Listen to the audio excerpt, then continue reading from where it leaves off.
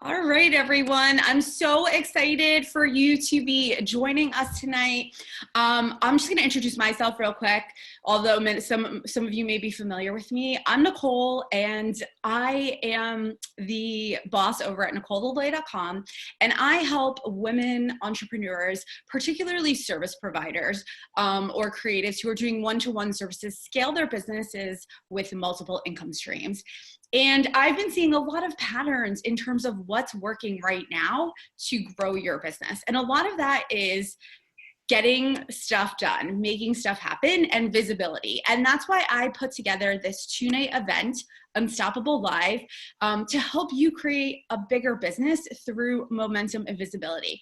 And tonight we have a bunch of experts here who are going to help you they're going to share with you what's working right now for them and their clients in terms of getting stuff done, getting momentum, using good systems so that you're not overworking yourself. And tomorrow night, we're going to be covering visibility. So if you're not signed up, or if you're not sure if you're signed up, just go to NicoleLiloia.com/unstoppable live to get the reminder for that event.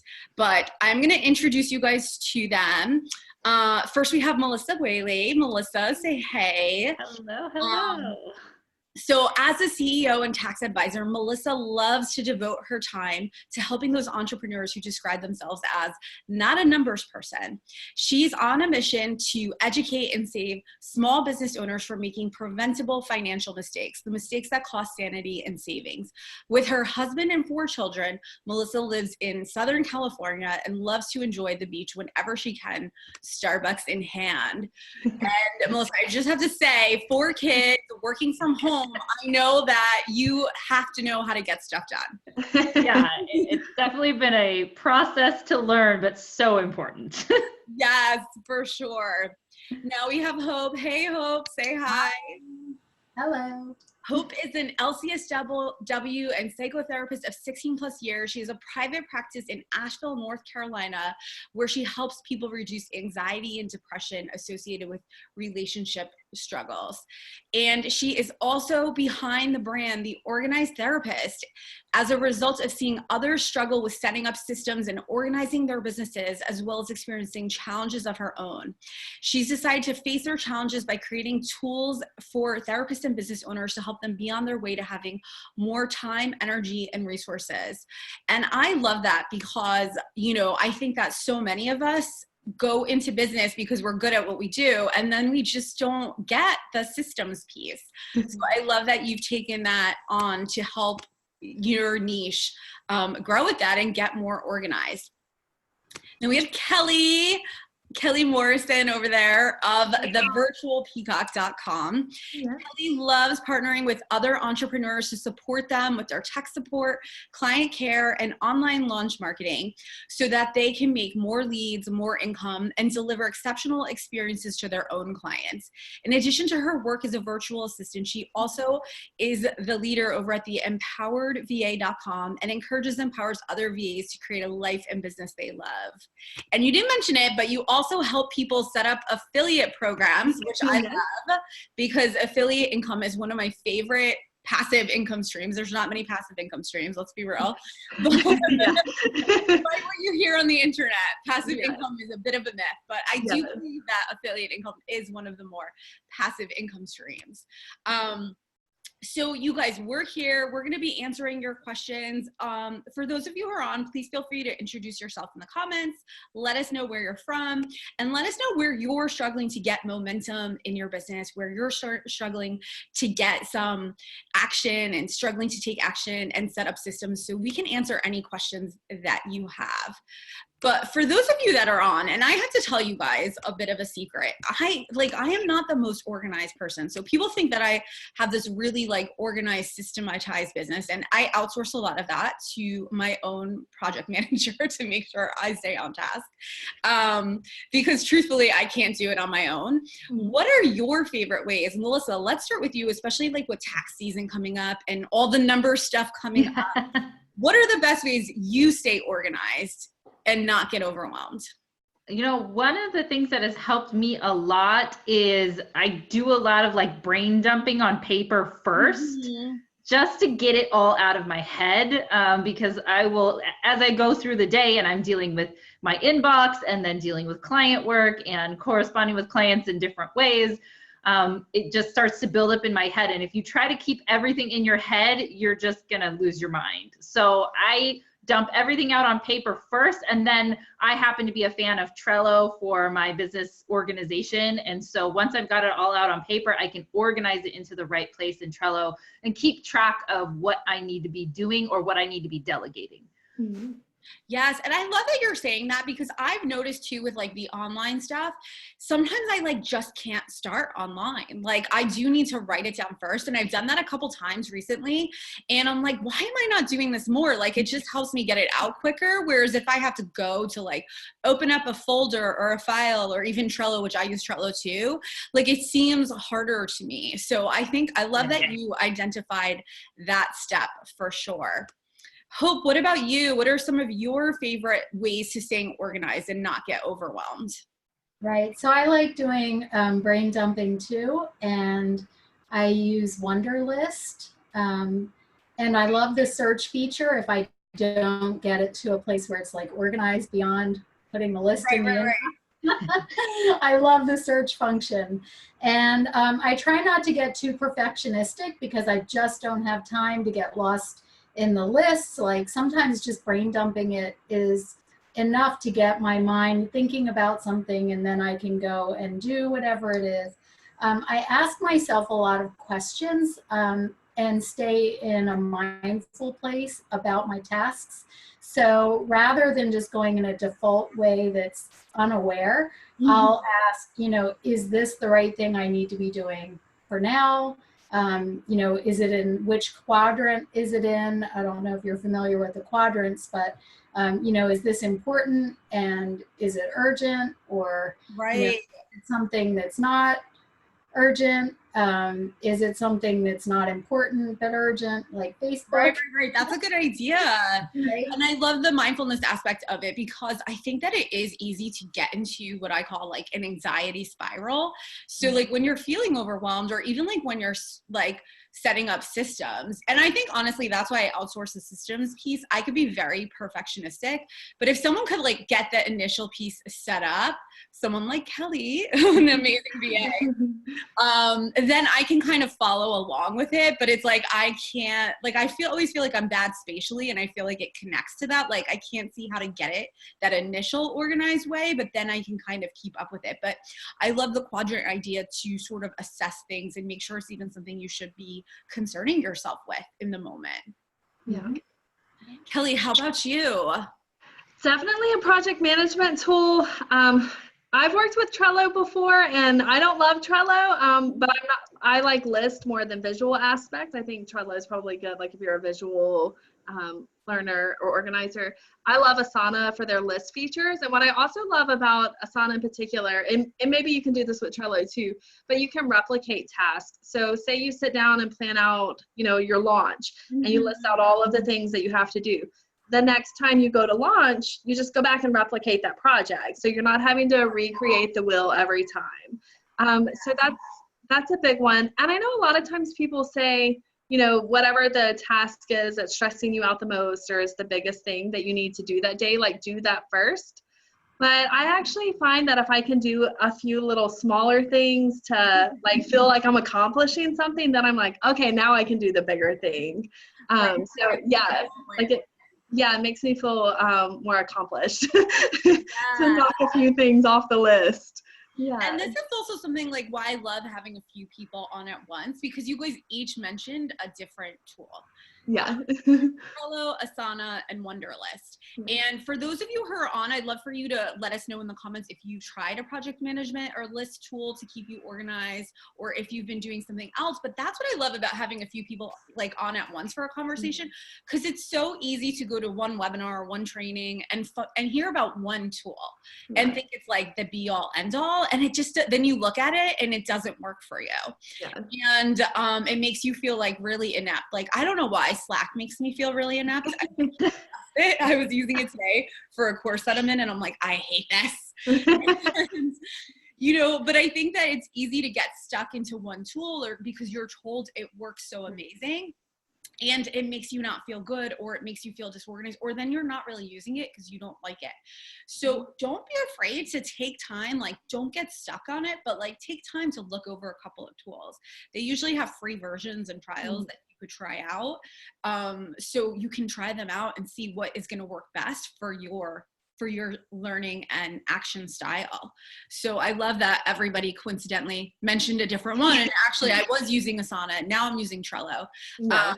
And it's because basically, truthfully, I am not going to be the one setting it up. My VA is. So I'm happy to use whatever to set up the best, and then is going to be easiest for me to follow along. So I think for sure, definitely just allowing yourself to try different things can be very, very, very helpful. Now, systems, I feel like, can be a little bland, but they really are what allows us to take action. And like Kelly said, like, you could create repeatable things, so that way you save time every time you do a project, because you don't have to start from scratch, which took me way too long to figure that out. Because I'm the person who, like, brain dumping is so helpful, but I tend to be like, oh, I'll just do that later. And I just have like millions of things floating in my head, sucking out my energy, and it's horrible. So how do you stay motivated and excited? How do your clients stay motivated and excited with all the setting up systems and productivity? Hope, what about you? So one thing that I do is I bring it to a place of decision. So rather than, and that makes it so that it's an internal motivation rather than an external motivation. So if I'm like saying, you know, I'm deciding to do this, and then I can take action based on it being for the sake of myself, for the sake of my future self. And, you know, if I'm just doing things in response to everything else, it is not sustainable to, you know, be externally driven all the time. So you know, that's one of the ways that's really helpful, is to like kind of move it from out here and bring it to within me. And then I'm on solid, you know, I'm on solid footing. And then you're really connecting to your like an intention or motivation. I love that. I think that is important, because it is so easy to get lost in just like doing things to say we're doing things. And that's, I think, also what gets off track. Sometimes, like, I've seen that happen to my clients, where it's like, wait a second, like, is this even helpful? You know, like, I think that we've gotten kind of addicted to just saying like, we're doing a lot of things and we're staying busy. So I think it's important to really look at that intention and motivation. Now, Kelly, let me ask you, because you probably work with like a lot of different personalities. You know, as a VA, you're working with a lot of different business owners. So what do you see as like the most common things regarding, you know, setting up systems and staying on track with that? Because you probably see a range of things. And it is a range. And like for some of my clients, they're very super great at what they do, and they're not organized. They're not a systems person. And so I find that the key to keeping them organized is putting them in a system that they can commit to using. So like, I love Asana, but I have a client that she can't stand Asana. And so I could use it all day long, but she'll never log in. You know, she's not going to want to use it because she can't get over the hurdle of trying to use it. So we just chose a different project management tool for her. So it's definitely like, you know, one step is finding the tool that is right for that particular client or person, because it's only going to work if you use it. Right. And then also with regards to like planning, you can think, I agree with you, Nicole, like busy and productive are not the same thing. You can have a to-do list a mile long and do all of the things and not accomplish the real goal.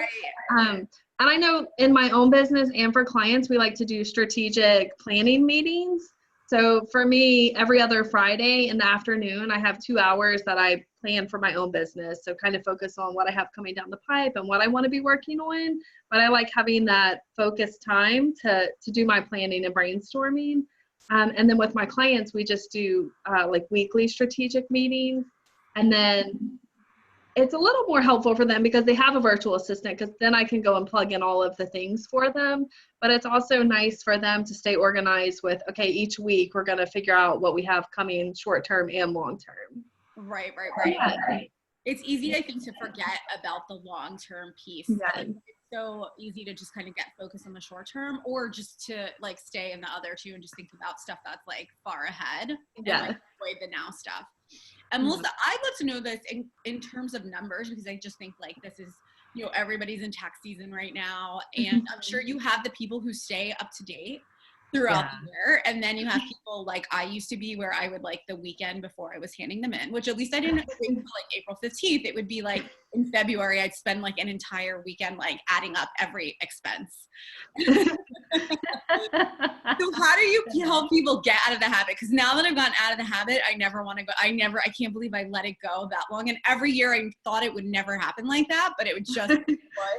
Yeah. You know, one of the big things for me approaching clients and working with people who haven't been organized is a lot of grace. You know, I try really hard not to make people feel guilty or bad about the habits that they've had in the past, but rather work with them to understand why it's good to have better habits, and then show them the results of having better habits and staying on top of their bookkeeping, or staying on top of, you know, paying their quarterly taxes, all these things. Is that if I can show them like, hey, if you actually do this and we're on top of your numbers, you're going to actually pay less in taxes, and you're going to feel less stressed because this isn't just a once a year occurrence. We're actually planning ahead of time, and then really diving into kind of just the mindset behind knowing your numbers, and understanding that if you have a firm grasp of the numbers in your business, then that's going to help you make better business decisions throughout the year. So it's a lot more mindset work than it is tactical work. I mean, I do help people actually learn physical, you know, bookkeeping systems, and I have one-on-ones and courses and things like that. But usually the biggest work is in the mindset, and, you know, setting up the expectation for results, and that's where the transformation happens. Right. And I love that you're saying that basically when people take that consistent action, there's more savings for them. Yeah. Like how are they able to save more by doing it throughout the year versus at the end of the year? Well, one of the things is they will catch things. And so it's funny, like I even had a snafu where I got behind on my books, and I caught that one of my apps was triple charging me, and I didn't catch it for a couple months because I just gotten behind. Now I did have a baby last year, so that kind of was but that's happened to clients where you'll either get, you know, you'll get double charged for something and not realize it, and then go back and go, oh my gosh, I was paying for these. Or even just being more aware of what you're purchasing and what your recurring expenses are, especially if you're paying for apps that you don't even use anymore, like you haven't logged into in months, you're not using. And then tax specific is paying quarterly taxes when you've reached a point where you're going to owe on your taxes. If you're paying in throughout the year, then you reduce the likelihood of having these underpayment penalties when you go to file your taxes. So the idea is, you know, you pay taxes throughout the year instead of just once a year. So all of those things add up and actually help people save money. It's funny because, you know, even though I focus on the business strategy piece, like I really do go over, there's like a whole module in my mastermind that is about, you know, making sure, one, that you actually have an accountant you like. I can't believe how many women don't like their accountants. Seriously. And like, they're not looking for new ones. They're just like, oh, I see this, like, I hate to say it, but it's usually like an old man accountant that like has no faith in their business or ability to earn more money, has no contact with them, like doesn't tell them anything to do that's helpful to save money or anything like that, and is like, hey, we'll just see you next year. And it's funny because I'm like, no, talk to a few accountants, interview a few accountants. Like your money is like, it's intimate, you know what I mean? So like you want somebody that you trust in it. You want somebody that you feel comfortable talking about how much you're making and spending and everything. So I feel like honestly, even me on my end, like that's something that I try to help my clients with. Like they must think it's random times throughout the year, but because it's not tax season, but I'm like, you know, I don't care that we're starting in, you know, June and taxes are just a couple months past. Let's figure it out for next year so it's not an issue later on. Yeah. Because my clients do increase their income by a lot while we're working together. So I think, getting those systems in place beforehand to be prepared for income growth is so important. And having that, knowing you have that in place, even if it's not something you're utilizing. Yeah, it's a lot easier to be proactive than it is to be reactive. Yes. That's good. Okay, I like that. So you help them be proactive, right? Yeah. Hope, what is something that you help your clients be proactive with versus reactive? I have a feeling it's paperwork. So one of the big things for therapists is documentation and notes. Mm-hmm. And so I encourage to create systems like templates, and so you're not recreating the wheel every time you do a task, like notes for therapists, Mm-hmm. or whatever repetitive task might be. It does require some thinking. And so, again, thinking about the future self and coming from an internal place rather than from a place of fear helps to go ahead and do the things that you need to do rather than kind of getting frozen or stuck or waiting. And right. So things can snowball really quickly. And, it's not just about being lazy or, there are a lot of mindset issues around doing tasks like accounting or notes. There's fear-based issues that go along with them. So it is about overcoming the fears. And one of the things I've been thinking about recently, a couple of things. One is back office branding, which is kind of branding the back end of your practice or business so that you can systemize and think about it differently and have a different attitude toward it. And it becomes more appealing rather than frightening or worrying. Like to-do list worry. Yeah, to-do list work, right. Yeah, So, I think it's fun to think about like creating your own branded systems and processes. And I think really that's how you help your clients, right? Because you sort of have your processes and systems branded for the virtual peacock, right? Yeah. And you share them with probably both the VAs that you help create businesses and your own clients. What do you think are the most important things for your clients to be proactive about versus reactive that you try to help them switch? Yeah, it's definitely anything when they're launching. So when they're launching a product or a service. In my head. Because launching is stressful. It can be stressful.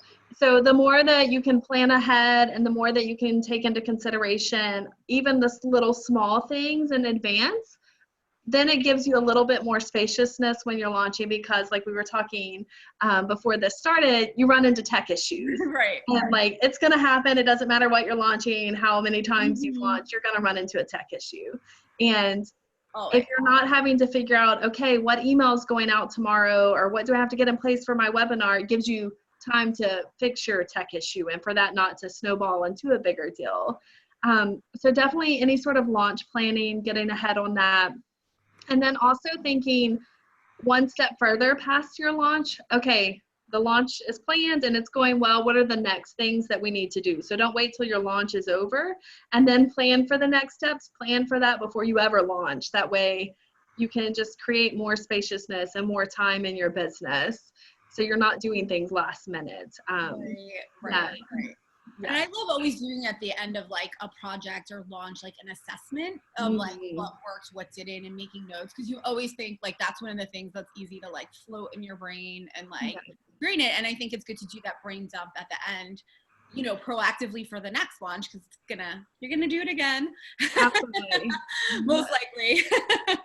And there's always those things that could have gone a little smoother, could have gone a little easier had you known, and now you do know, and just to kind of keep it. Yeah, they have this, I cannot think of the website.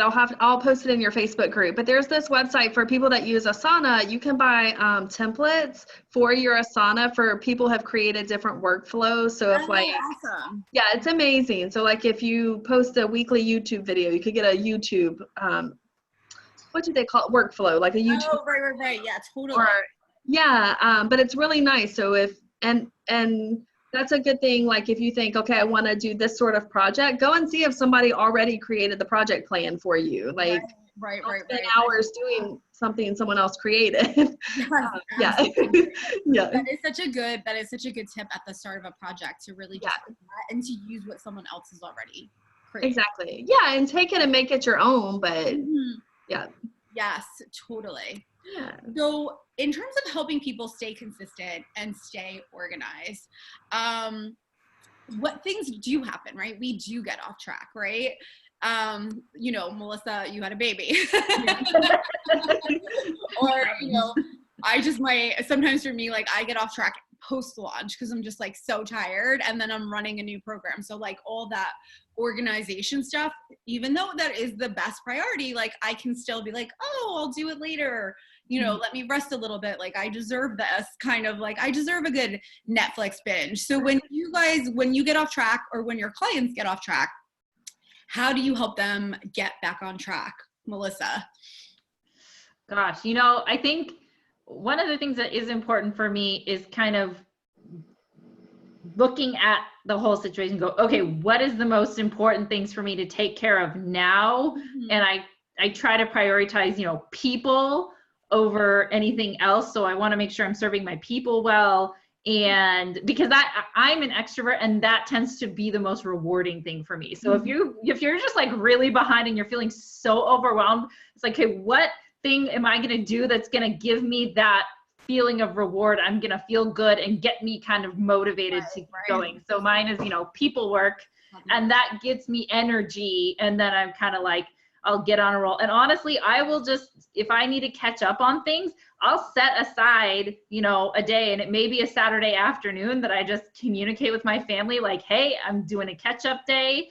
And like, my husband and I have really good communication. So he's like, cool, I'll take all the kids over to my parents' house. Have a good day. And I will just pound a bunch out, and just that momentum kind of restarts everything. So, I mean, you definitely need to take breaks and make sure that you're not working yourself so thin that, you just want to quit and burn out, but instead like balancing your schedule and balancing your tasks so that you are mixing your rest and your self-care with the work that you have to get done. Right. Yeah, I think that's awesome. And I love, like even just saying like taking a day to like go through stuff and catch up on stuff. I think that honestly, like we do need to schedule it in.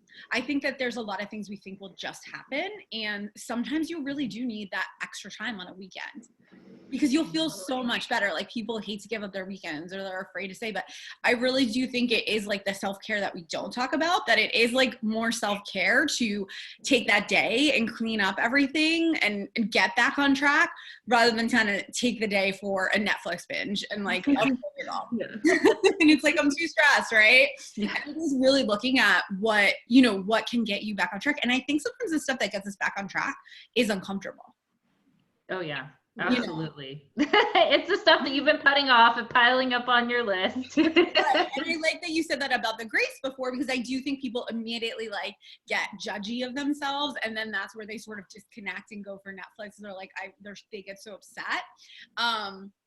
But I do think it is important to really like directly look at it when you are scaling your business and when you are growing it. It is important to sort of move into that boss role and say, okay, like if this was happening to an employee, how would I support them through it, and support yourself through that. Kelly, I'm sure you have had to help so many people get off track. Now, do you feel like people start, like you probably have a mix. Do new clients reach out to you when they're off track and overwhelmed and needing help? Or are they kind of reaching out to you from that proactive place of like, I'm going to be planning something?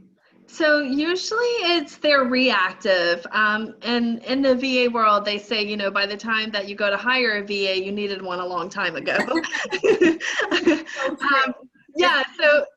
And a lot of times it can be like with new clients, they are getting ready to launch something. They've been trying to do it all themselves, and they realize, I'm not going to reach my launch goals because I can't get everything done. So it could be a mix of both, but usually they already needed a VA. How do you step into that and like, as you're starting to know someone and start, help them through that without like triggering them?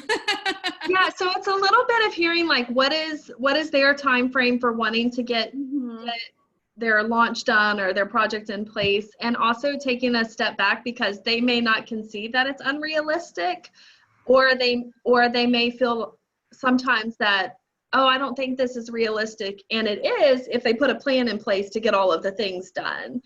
So it's just taking a look at what they want to accomplish, what are the things that need to happen to make it come to fruition, and then seeing if there's enough time to do it. So from that aspect, it's just about having a good plan in place so you can know a timeline for it. Yes. Yeah. The timelines are so important. Yes. If somebody is really struggling to keep to a timeline, is there anything that you're able to do to help them stick to it a little bit more? That's a good question. It could be a little bit like if they're having trouble sticking to it, what is the thing that what are they having trouble with? And can we outsource that to someone else? Like if they said, oh, I'm going to edit my own videos, and then they're not getting around to it, and that's, putting a hold on things, well, let's outsource that to someone else. Right. Or if they're having, they don't want to sit down and write their own email copy or their launch copy, well, let's outsource that. Copy is always and I know for some people, like just the thought of handing it off to someone else, they're going to be like, oh no, I'll do it. And they'll sit down and do it because they don't want to give it to someone else. Oh, wow. That's so interesting. I'm always ready to hand it off. Yeah. I feel like that probably happens with like accounting and bookkeeping too. Yeah. It's true. People will get to a point where they're like, why am I doing this to myself when I can have someone else do it? I know. When I finally got a bookkeeper, it was because like every year I was like, I will start tracking throughout the year. And then finally when I didn't, I was like, no more. I cannot do it anymore. Hope, how about for you? How do you help people like get back on track when they've gotten off track with things?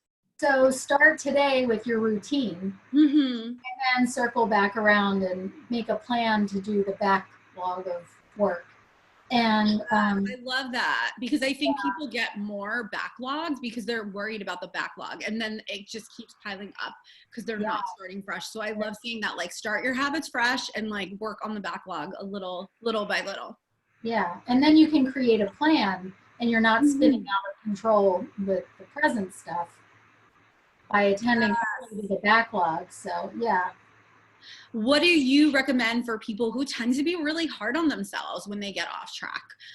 Being that you work on the mindset piece a lot, how can people like not get so off track that they are turning to like that unhealthy self-care where they're like binging or something, and it's cool. So I was just writing about that. Leverage your fears and turn them into decisions. And turn your fears into making plans. And your data, fears are data. It's information. Right. It's a feedback loop, letting you know that something's not right. So rather than getting immersed in the fear, just convert that into, this is information, and what will I do with it? I need to make a decision, rather than just spinning out of control around the fear. So it's taking action by making a decision about it. And then it's kind of settled rather than just this big thing in your mind. And yeah, I think that's important. So you're saying really like to check in with their emotions around it and notice like how they're feeling. Yeah, and then convert it into taking action or making a decision about it. Like, okay, so mindfully, I'm aware that I'm having fear, but now what's the decision I need to make about this fear? I think that's good too that you're pointing out the fear piece, because I think it surprised me when I went to business coaching, more like the business strategy piece and helping people with that, because I was like, oh, I could put the therapy piece, the mindset stuff aside, but the mindset stuff really is so strongly there and really affects people and impacts people. And for me, like even just the example with the copy, right? Like, why am I not doing the copy? Is it that it's so hard, or is it that like it's something that I'm like, I feel like it makes me, it really probably is more of a fear thing where it's like I don't feel confident in this area. It feels scary to me to write copy. What if nobody buys it? Then I have to blame myself. You know what I mean? Like, and kind of go down that piece. And it's really not even about writing the copy. Like, I spend more energy. How many times do you guys spend more energy thinking about a task And then when you do the task, you're like, oh God, that wasn't that bad. Why did I like wait so long? And then if the neural pathways aren't developed, if it's not a habit, then it might not be so much about fear. It might be about relief. Mm-hmm. And you can be mindful and create a greater fear. So if I don't do the copy for this email, then I won't be able to pay for my trip to Mexico. And I don't want that to happen. So, it's kind of manipulating and creating a fear that's bigger than the relief of not doing it. Right. And actually, like, unfortunately, I am someone who's motivated by fear. Kelly, you were saying you had woo-woo clients, and I remember I got like an energy rating, and she's like, yeah, you're motivated by fear. And I was like, that's so true. I like constantly beat myself up to get stuff done, which is like not a good way to do things. So luckily, like, her bringing that to my attention has allowed me to change it. But I actually am motivated by rewards too. Like, I think it's fun when I hit goals to like, not to treat myself to something, right? Like a trip or even something small, like, something for my apartment or whatever, just something fun. So do you guys use reward systems at all for when you're getting momentum and making your goals happen? Melissa, how about you? Yeah, definitely. Rewarding myself is important. And this year, like in the last year, I think I've recognized more so what milestones I need to hit and to reward myself, and not to get too carried away of just like, oh, I deserve this. Oh, I earned this.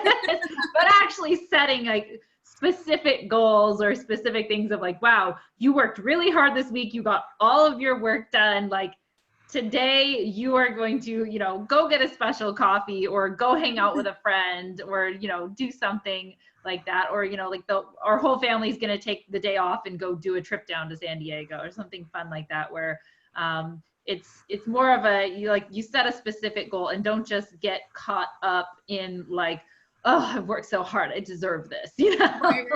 Yes.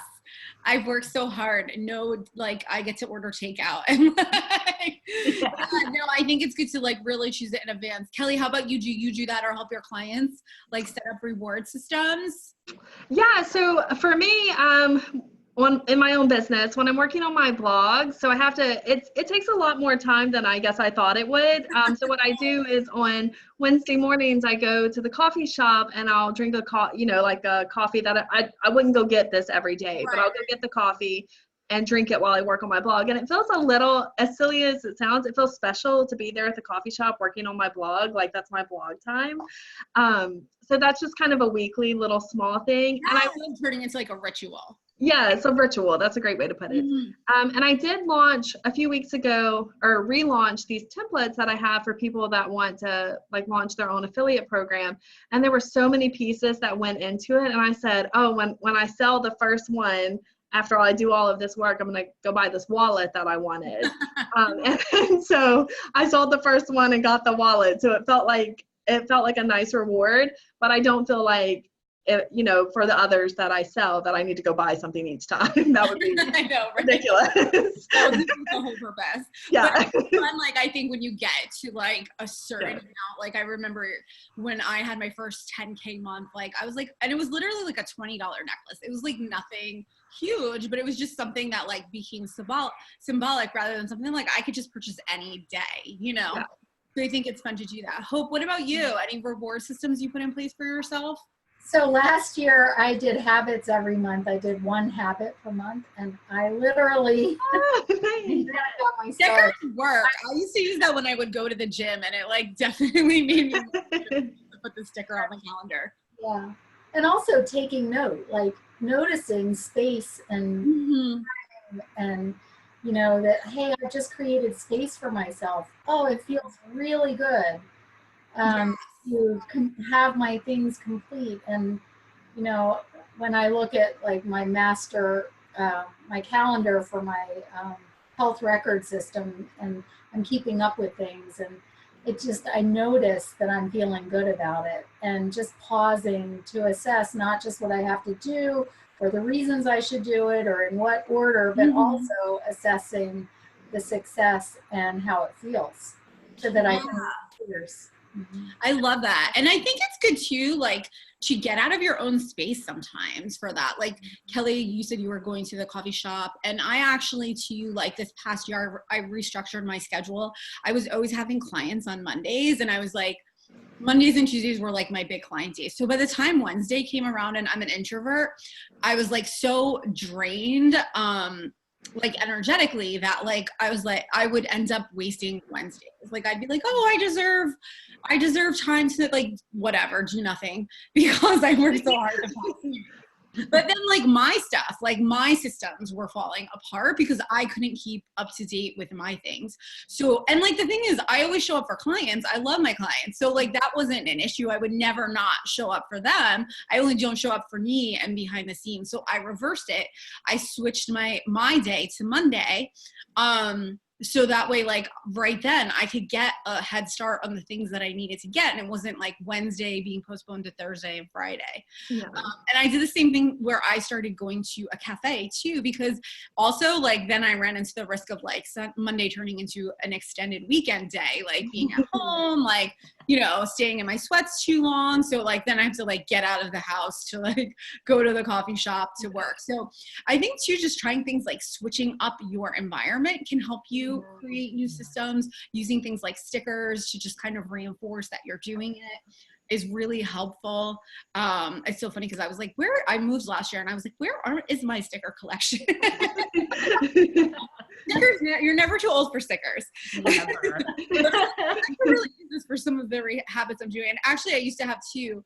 Me and my VA were just talking about this today because she was saying she has like a Trello card with her daily habits because she has to see them.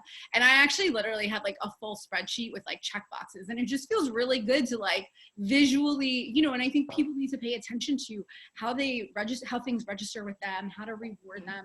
It sounds like really like controlling, but it's really not. It just for me like helps to keep track and check off, and it feels very like rewarding to acknowledge that I did it. I think so many times like we just jump onto the next thing and we don't really take that mindfulness moment to pause, assess how we're feeling, check in with ourselves, and say like, hey, I just accomplished this. That's really, you know, really good, especially when you're changing habits. And actually that's something too. What do you do when people try to change things too quickly? So, you know, I think we all have seen it or tried it ourselves where it's like, we don't like something that's going on. We want it to be different. And we think we're going to do like a 180 overnight. And then it's going to be like, suddenly like that new routine is checked out. And actually I'm looking forward to Mexico because like I was just saying, like I reset a lot of my healthy habits when I'm away, but that's not realistic always. Like I need things in between to reset my habits. Can't always go away, right? Melissa, how about you? Is there anything that works in terms of helping people really stick to some of the changes? Like even just like with accounting and bookkeeping, how can people stick to it when they're like after accounting season ends and they're like, I'm never going to do this to myself again? How can they really like set themselves up for success?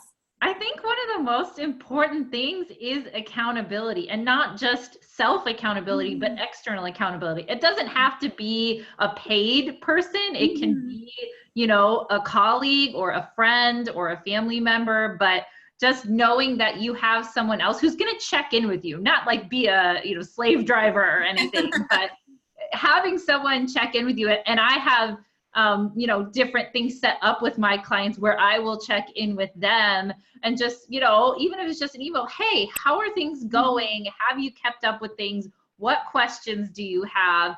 Just to kind of get that little ding reminder of like, oh yeah, someone else is going to pay attention, like is paying attention. Someone else is going to notice if I do this or if I don't. And so, you know, whether it's in your business, in your bookkeeping, and it's just a matter of like having your checklist and then having someone else say, hey, did you do those things? Like I realized like, I'm very externally motivated person. And so I literally have an accountability coach that I pay to check in with me every other week. And we set like, what are my main goals? And she is messaging me and texting me like, Melissa, did you do this thing? Or if you didn't, like what's going on, where you need help? And so, yeah, I think that's a really big thing is just setting up the accountability in a way that works really well for you. So whether it's a paid person or just a free, you know, accountability partner that you can rely on to hold each other accountable is so helpful. Right. For those of you who are on, drop a comment and let us know, has accountability helped you, and who do you use for accountability? Because, you know, I totally agree with you. And I have to say, I am the person though, where I like financial accountability makes me step up. Like there has to be a price on it. Like I'm not, and that's just me. I know that's not everybody, but like financial investment and financial accountability makes me like show up and stick to things for sure. Like if I, and I do have an accountability partner actually that is like a peer accountability partner, but we actually met in a paid program. So I also feel like that's different too, because we were investing in ourselves and making that investment, and then we continued. But still, he wouldn't even be enough on his own. Like I still need that paid. Yeah. Like, I have to put my money where my mouth is, or else like I can just really easily fall off. So Faye says she's accountability with other colleagues and mastermind groups. If somebody's like thinking I need accountability, how do I find it? Feel free to ask us questions about that. We could let you know. And I mean, I've tried all kinds of accountability, but masterminds, peer masterminds, friends, but even for like fitness stuff, like last year I joined a personal training program and I did every activity. Meanwhile, I have like a gym in my building and I never go. So I really do think like the financial accountability piece and really like actively making an investment in your decision to change something can help. What about for you, Kelly? How do you stick to things? You know, one thing that has really helped is if I am working on something in my own business that I want to put out there, like an offer, a product, or even like my blog, I'll post something on social media. Like, I can't wait to share this with you on Wednesday. And then I know, okay, I've said it. I have to share it by next Wednesday. Knowing good and well, really, is anyone paying so close attention that if I didn't post on Wednesday, they'd be like, you didn't post that. Right. But to me, I feel like, okay, my 1,000 Facebook friends are waiting for me to post this. My public declaration. That helps a little bit. But also, too, like just being realistic with myself about when I'm planning, is what I'm trying to do realistic in the time that I'm trying to do it. And one of the things that I implemented a few months ago in my schedule was at the beginning of each day, the very first hour of my day is working on my own admin pieces. So anything for my own business before I ever start in on my client work. And just making sure that like I'm doing my social media or I'm checking in on my plan. So that's really helped me with accountability, knowing that each day I'm checking in on it and can be sticking to my plan because of that. Right. But a little public accountability. I like that. Putting it out there. And it is true. It's like, so like, whatever, what really happens. Enough to make you stick to it. Hopefully what works for you? I think there's power in community too. And some of us are very symbiotic and like to work side by side, even if we're working on different things. So one of the things I've done is I've hopped on to a Zoom like this and kind of had workspaces with people and, you know, work side by side with them. And when I've done this with people in my social media groups, I gave it a name and branded it the virtually focused online workspace and invite people. And they said it was really helpful to spend an hour and a half just, you know, their faces aren't even on the screen, just know that other people are working at the same time can be very motivating.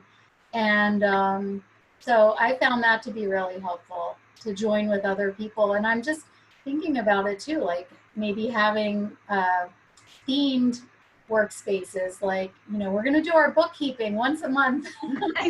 Everyone does that, even if they're not talking about it, they just know. Right. I do think the theme's important. And actually, you know, I've added those work sessions. My new program has a monthly one, and that's because I did in my higher level masterminds, I did some like half days of it. and people just got through so much. And I think it's like kind of, you know, it's so funny because I love working for myself. Like I never miss the job, but I do sometimes miss that energetic piece of like people being near you during crappy tasks. It's a little bit of a distraction, you know what I mean? Or it's like, oh, I've got to get through this. I'm going to get through this. I'll check in with you in an hour. And you do sort of have that built-in accountability at a job that I think that so many of us don't realize is like important, is how important it is and how much it can help you. And then we are affected when we sort of start working on our own, because it's not like, you know, it's not like you're trained to work on your own, you know what I mean, or run your business. Most of us weren't. So, you know, we struggle to set goals and stuff like that. But, you know, at work that's sort of built in. And then when we leave that, we don't realize the impact it has, I think, sometimes. So I think that's a great idea, work sessions and just having that co-working space to get through some of those trickier things. So I love that you've been doing that and putting that out there. And I love the idea of a themed one, because something that I always talk about is batching, where you do like the same thing over and over multiple times. And, you know, when you say it's themed, like around, you know, bookkeeping or something, it really does help people get through a lot of the tasks. It cuts back on that multitasking because people are there. And it really, really does help. So that is a really good point. So I think it is important though to know, like, we are talking about community, we are talking about support. And even though we are solo entrepreneurs, most of us, it is important to open yourself up to connecting with other people still. And that's even why I wanted to do this, because I think that so many of us are talking about these things on our own, and it's nice to kind of bring it out and see the similarities.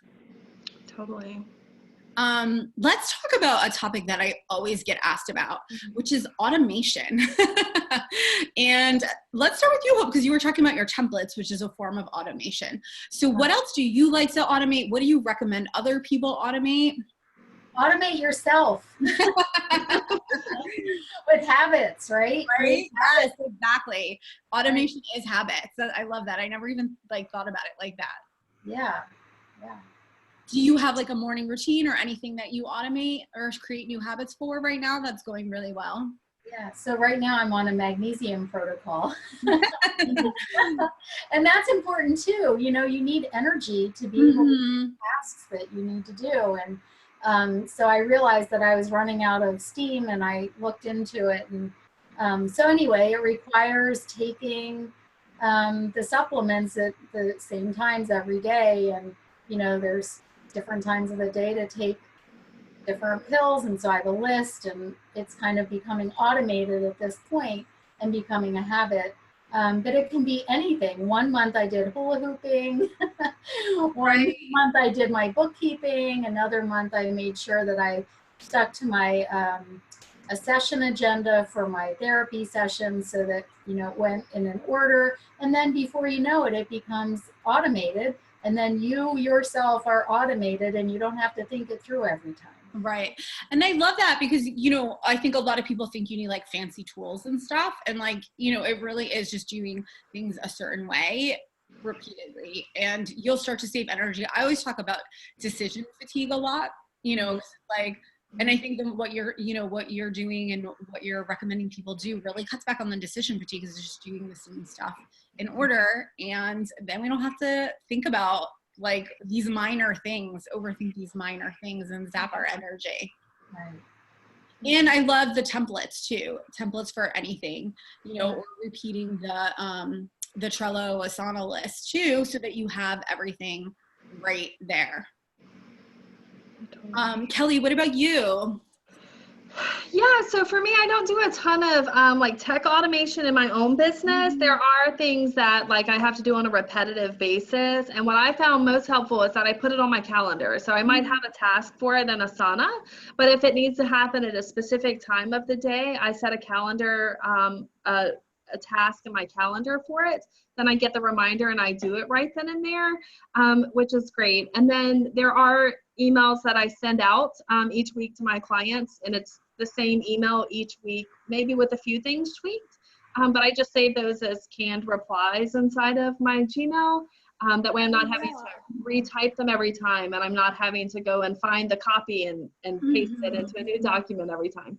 So it's a little things like that. And I think if you do something twice in your business, you should make a system around it. Like That's if an easy way to think about it, right? yeah, like if you think, okay, I'm going to have to do this in the future, like put a system in place around it, or that way you can easily replicate it. Right. Yeah. What do you think are the best things to get started with? Like emails, like the canned responses. I feel like people get really lost in email, actually. I'll tell you, one of the best things that I ever added to my email is Boomerang for Gmail. Oh my gosh, yes. Oh my gosh, I don't know how I lived without it before. So for those that don't know what Boomerang is, it basically lets you send your email. So if you have 20 emails in your inbox and you don't want to deal with some of them right then and there, you can boomerang them out of your inbox and tell your inbox when to put them back in your inbox. So it's helpful for me. So like if I know, okay, I'm going to work on my client Jen's task at 4 o'clock. If I have 3 emails from Jen, I'll boomerang them to where they don't come back into my inbox until 4 o'clock when I'm ready to do her things. So then it's not the pressure of, oh my gosh, those emails are just sitting in my inbox unanswered. Right. And I also like too the boomerang feature, because like if I'm emailing with a client and I just want to make a mental note, like, oh, I'd like to remember to ask them about this next month, I'll just boomerang the email to come back to me in a month. And then it will be, I don't have to hold it in my brain, basically. I get the reminder then and there. Because I think because you can do it for like follow-up too. Yes, exactly. If somebody hasn't responded to you, like when you send an email, you could be like, hey, boomerang this back to me if there's no response in like 5 days. So exactly. Email someone and you're going to have to follow up on it. It's a good way to get it back in there without having to like look at your sent mails or create a separate task for it. Yeah, absolutely. And I think that's one of the things that I run into trouble with is if I think to myself, oh, I don't need to write this down, I'm going to remember it. Never. Like I never remember it. Well, you remember it, but like never at the right time. Yeah, so it's like late by the time you crazy. Exactly. So I like Boomerang for that too, but highly recommend Boomerang. Awesome. What about you, Melissa? One of the biggest things that I've been working on is actually creating standard operating procedures. So, I mean, it sounds like a very corporate-y term, but the reality, it's the workflow. Like we need to have a detailed workflow for all the things that I do in my business. And that's such an important thing to do when you want to start outsourcing tasks, is know what you've been doing and how you do it so that you can hand that off. And then figuring out, once you've written down all the steps, then you can actually go, what can I automate? What tools do I already use that I can use to, make this faster, or less steps for me to do, but I can have some things. So my favorite tech tool is Zapier. Like I am a Zapier addict and I zap all the things. So because I use a very specific, software for intake forms, because I have to encrypt a lot of the data that my clients send me. But I can then zap some of that to Trello, so I know, okay, these people have submitted their tax information and these people have booked their appointments. So now I know who I need to prioritize to work. So I'm not opening 4 different tabs to look up, okay, who submitted their organizer, who's done their appointment, who do I need to work on? It's all flowed into the place I'm already looking. So I have kind of my like big high level dashboard on Trello. And if I need to see the details, I can go into these other places. But I found it's a lot easier for me to use the tools that work really well and then zap them together, rather than trying to find an all-in-one solution to running your business. Because even I use 17 Hats, which is supposed to be this all-in-one solution, but it's not. And part of that is just the nature of the business I run. I have to be careful with client data, and I need to make sure that the tools I'm using have the level of security that I need to, do that for my clients. So I end up using other things, even though I have something that supposedly does it all. Right, definitely. And actually, being that Kelly touched on email, I think I'd love to hear how you guys deal with email, because I've noticed this for my clients that it comes up as like the #1 time suck. And a lot of it comes from a place of us wanting to take care of our clients, being afraid somebody's going to get mad at us, or fearing that we're missing out on an opportunity. Those are like the biggest things that I've noticed about it. But I'd love to hear how it's affected you, or how you manage it, or how you help your clients manage it, if you've noticed that too, because I do think it's one of the biggest distractors of motivation, and because we just kind of automatically check it. Like when my clients, a lot of times I have them do a time tracking audit when we're working together, and they're shocked by like how many times they're checking their email, because it's so unintentional. Kelly, let's go back to you just real quick, because you talked about Boomerang, which I'm sure helps. Boomerang definitely helps. And I will say too, setting the expectation with your clients from the get-go about how you'll handle emails.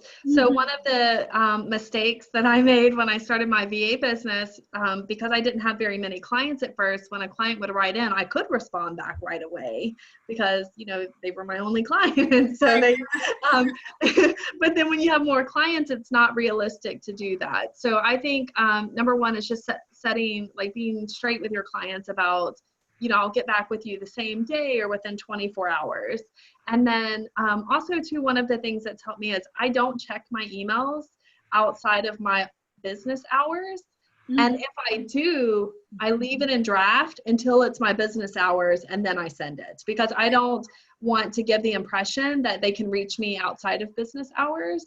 And it's, if someone emailed me outside of their business hours, I would think, oh, they're around, so why wouldn't I email them back? So it's not on the client, it's on me to set the expectation of when I'm around. So we do have to totally set our own boundaries. Yeah. Hope, what about you? Have you noticed this as a struggle for some of your clients and audience? I don't use my clients. So just because the clients, my main clients are my yes, I mean more your organized clients. I just try to avoid that at all costs. But, for emailing like my VA, or rather than emailing my VA, or when I'm working on a project with someone, in Wunderlist, you can just use messaging, and then it does give an email notice, but I'm not dependent on the email notice. Yeah. Notification. So I really like using Wunderlist and texting, because it's all in one spot, rather than having to do searches and emails. And actually, I use Trello the same way with my VA, and it's just so nice too, because you could search it in there. There's not like like if you do have to search something later on, it's like a conversation in there. It's not like going through your email inbox. So much better. So for sure, yeah, definitely when you're managing a team, I think that it is helpful to make sure you are utilizing a tool outside of email, for sure. Yeah. Any other suggestions in terms of, have you noticed it being an issue for people in terms of just checking it so often or feeling overwhelmed by it? Yeah, that's not something that has come up in the conversations. Mine's more about notes and and that sort of thing. But yeah, I can see it's in that quadrant 3, where it's urgent but not important. And if you have systems, the quadrant is perfect. Quadrant is perfect for dealing with emails. I think really prioritizing when you should be dealing with them and which ones, because it does become a habit to sort of, like just think about the same email 10 times, or think about the response, write it 10 times in your head before you send it, because it just isn't important, or it is important and you're just like not getting it done. You're just kind of postponing it, for sure. So I do think the quadrant is a great way to really assess if you should be managing it in that moment. Right. And then one of the things I draw is like, so here's quadrant. Mm-hmm. And then I create an arrow up to quadrant 2.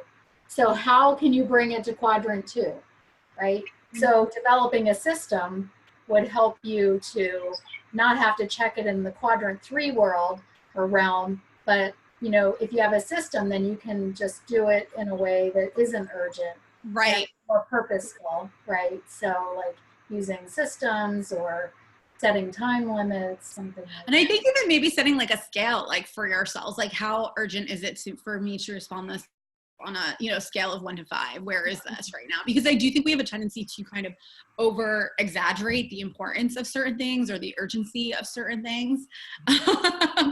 Totally. It just doesn't need to happen that way. Melissa, how about you? How does the email affect you and your clients? Email was awful for me. Like, it was the thing I dreaded the most, and I probably got extra burnt out because as I was transitioning into my business, I did more of a freelance role, bookkeeping for certain people. And I had a client that, like, I mean, we just lived in email, and I had to be on call all the time, and it just totally burnt me out on email. One of my clients actually was a bookkeeper, and like the people just had crazy expectations of her being available to them all the time. We did have to fix that. We did fix it. Yeah. So setting boundaries is really important. I have a literal document that is how I work, and talks about my business hours and what how quickly I'm going to respond to things and my preferred methods of communication. So any client that I'm working with on an ongoing basis, we communicate through Trello, and then I also offer them Voxer support. So that's a voice messaging system, if you've never heard of Voxer. And I love it because sometimes it's just easier to send a quick voicemail, and they have a question of like, hey, I got this letter, what does this mean? The response time expectation is still, hey, I may not respond to this for 24 to 48 hours, but you're going to get a response, and I can respond to that when I'm not sitting at my desk. So, if I'm in the house, it's not necessarily my sit at my desk day, but I am still available to my clients. I can respond via Voxer and like even the mobile app on Trello, just to let them know, hey, I saw your message. I'll get back to you, tomorrow or later this week, or whatever. And, also, I mean, for me, I ended up outsourcing my inbox. So that's like the main thing is I have a person who handles the majority of my emails, because they are a lot of just like lead inquiries or people asking like, hey, Melissa, how should I do this? Or how do I fix this? Or where do I send this? And so it's a lot of repetitive questions. So she's able to send these, canned responses like Kelly was talking about, that we've developed the script and the email and have that so that we're not retyping that email every single time, someone asks the same question. And then the important things were, it's just, I'm the only person that can answer these questions. I do it. Or when people start to ask too many questions in email, we set the boundary of say, hey, this is more than we need to answer in email. We need to set up a call. Mm-hmm. We need to schedule a time to talk face to face, via Zoom or phone call, and just hash these things out, because sometimes you waste more time going back and forth on email than if you would just set up a 15-minute phone call or Zoom session to talk it out. You're done, but you ended up being 45 minutes in back and forth emails because you have to think about what you're going to answer and then type it out right. I actually use Loom a lot, which just allows Yes, I love Loom. Or record yourself. And sometimes when, if a client's giving me something to review, because I might be checking over their copy or whatever, it's so much easier for me to go through it so they could see what I'm talking about, where there's less confusion, there's less misinterpretation, I guess, chance for misinterpretation, less chance for confusion. And I know too, for me personally, I'm a better talker than writer. So I feel like I could just get more clear, and more straight to the point, than when I'm writing and I'm rereading what I'm writing and I'm like, am I answering the question right? Yeah, I use Loom a lot. If someone's asking me a question of how do I fix this in QuickBooks? I'm not going to type out how to fix it in QuickBooks. I'm just going to go into their QuickBooks, hit record and say, hey, this is what you told me was messed up. This is how you fix it. And that's just so helpful to people to see that, right? Yeah. And it's also helpful for what you were talking about before, which is standard operating procedures. Because if there is a process, you can just kind of record yourself doing it.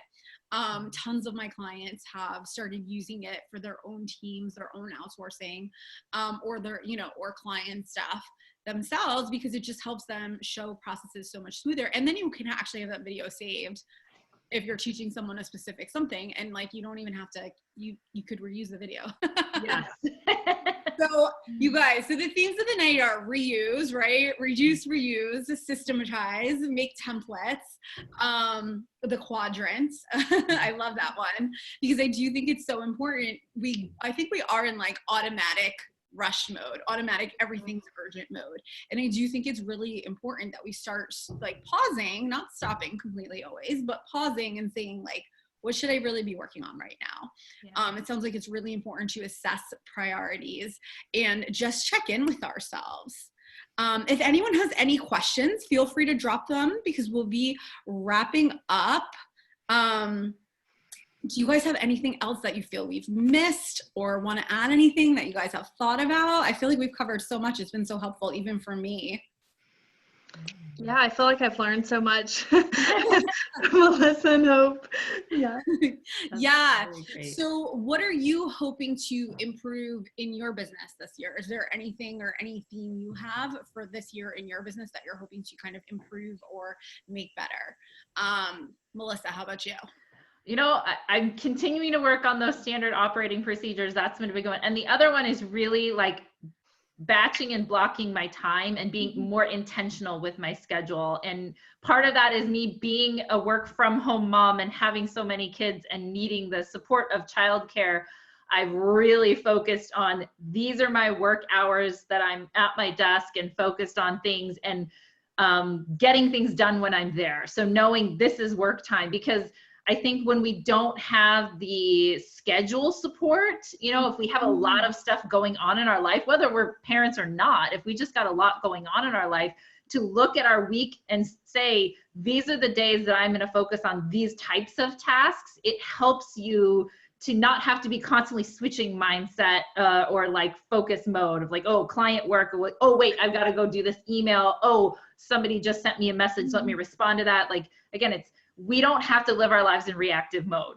So we can actually tell people, no, my boundaries, I'm not dealing with that right now. And guess what? Nobody's going to die because we're not paramedics. Okay? It's so true, right? Yeah. Hope, how about you? What are you working on sort of like improving or taking to the next level this year? Yeah, so I have some side hustle things going on, and I would like to make some money doing those things. Yes. Get some products out there, and you know, I am addressing my own limitations because of anxiety or fear around stepping out and stepping up, and that goes along with the self-care. I think, Nicole, you were the one who mentioned thinking of getting tasks done as a form of self-care. And I've been thinking about that a lot lately too. And, you know, kind of, you know, I have children and, you know, I have this business and that business and then all of these clients. And so sometimes I'll put aside something and forfeit my getting tasks done for the sake of my clients, like going over in session because they're upset about something. And, you know, really kind of stepping back and saying, I count too, and taking care of myself as a form of self-care, doing the tasks that will save me time later, that then will create time for my family, for fun things. Yes, totally. Right. And it'll be more fun when you don't have that still like on your to-do list somewhere. Exactly. Yeah. Yes, I love that. And Melissa, who's watching, said, fear is definitely something that can stop or stall you. And it really is true. You know, fear can totally trip us up and make up more work for us. Mess up our systems and make more work for us. Kelly, how about you? What is your focus, you know, to help take things to a different level? For me this year, I'm focused on sustainability, like long-term sustainability. And part of that's because I launched my blog and, you know, ideally I'll make money from it eventually, but it's a long-term, you know, it's a long-term project, not, oh, why haven't I made $10,000 this first month from it? But just also doing it in a way like, I love my blog and I'm having so much fun doing it and keeping it fun and keeping it like a passion project, but also making smart decisions about it. And also like making sure that in my VA business that I'm only working with clients that I love and only taking on the set amount of work. Because in the past I've been guilty of, let me do all of the things. If, someone wants to work with me, I'll help you however you need it. But Right. kind of like Hope said, not putting my clients, like supporting our clients and doing great work for them, but not to the detriment of ourselves and our own businesses and our own goals. Right, which only hurts them anyways. Yes, exactly. Which only hurts them anyways. Yeah. I think that definitely is so important, and my process with working with my clients is really helping them to create unstoppable profit and helping myself do it too. But, everything you guys have given here tonight and contributed here tonight definitely goes along with that, because it definitely is so important to set boundaries and still have time for yourself. And, I think it's funny because it's like, no matter what, like you said, it doesn't matter if you have kids. I don't have kids, and it's still easy for me to forget to take care of myself too. I think Kelly, she's a very good aunt too. Yes. It's like important, we can easily forget too, like just to get too wrapped up in one area of things. So just making sure you have that balance for whatever it is, no matter what your status is, right? Because I think that it's so easy, no matter what, to get caught up in one area too much, too much work, or even in work areas, like, getting caught up in too much client management and not enough systems and not enough getting accountability, right?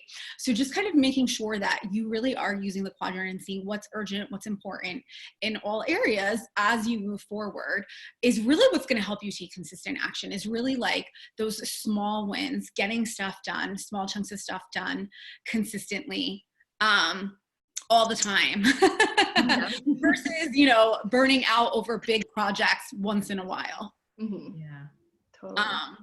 And identifying the non-negotiables each week. Things that have to be done every week. Yes, and automating them. And that's why I think it's good too, like, finding those days where you're going to do those things.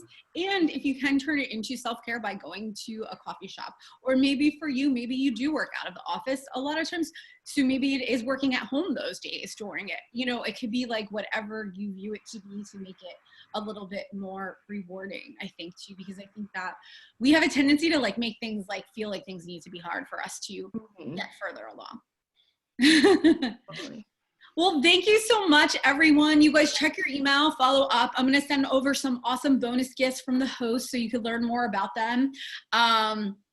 Thank you so much for joining us today. If you have any other questions, just drop them on the replay. I'll check back and I'll let the experts know if they have to answer anything.